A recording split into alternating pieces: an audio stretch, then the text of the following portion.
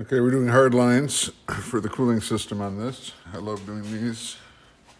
This is just a quick view of the bottom. You can see here where we finished up the stuffing tube sleeve, permanent part of the hull. The servo was moved inboard a little bit and back.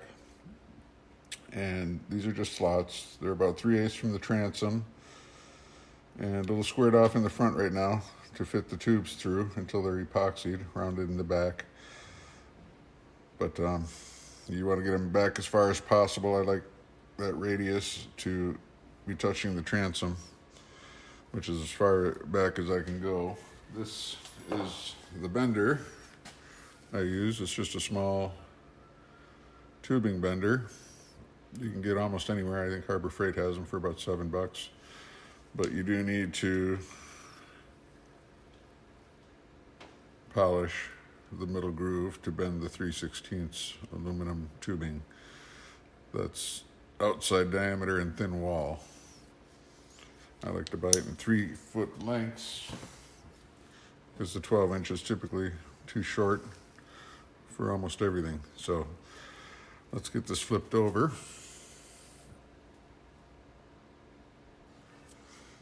Okay, I have the left line already set in place. Here is the right side, starboard. You do have to keep in mind that you need to be able to fit these in here after you bend them. I bent some that I couldn't get into the boat, but this one will just barely fit at that angle and then drops in there like that. It's pretty close to the servo here, so I knocked down some of the high spots in the hex weave, and that'll get epoxied in right there. One other thing I wanted to show before I go ahead and tack all this is the servo mount. I like these mounts from TFL. I use these threaded inserts. This is a 3x5. It's a little thicker than the hull bottom. The diameter's about 5 millimeters. I drill the holes to 4.72. Chamfer them a little bit. And I pre-fitted each of these down in once. So now that the four are mounted to the servo mount, I'll be able to put washers and nuts on the bottom side after applying epoxy, suck them in to flush with the bottom. And then I'll remount the servo with screws just long enough to not protrude, to actually be slightly recessed, and then I can fill that from the bottom side with a little bit of epoxy. The left line here will feed the water jacket, and the right one will feed the ESC. I'm going to discharge them both into the tunnel right here on each side of the motor mount, I think. I bent up these two tubes to discharge the water into the tunnel.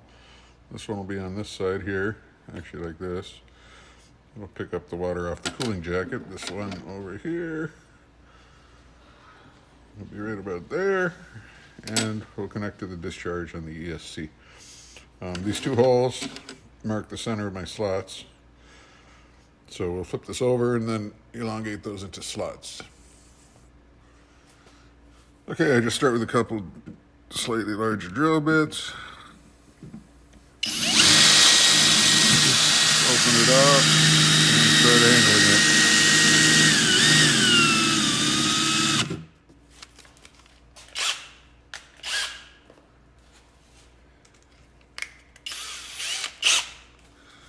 A size larger.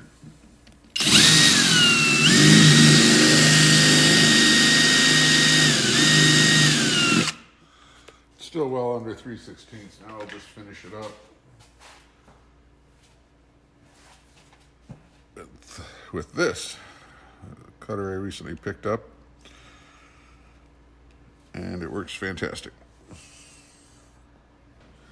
This is what we have ready for epoxy. All the water lines are in place. Make sure you sand anywhere you're going to apply epoxy.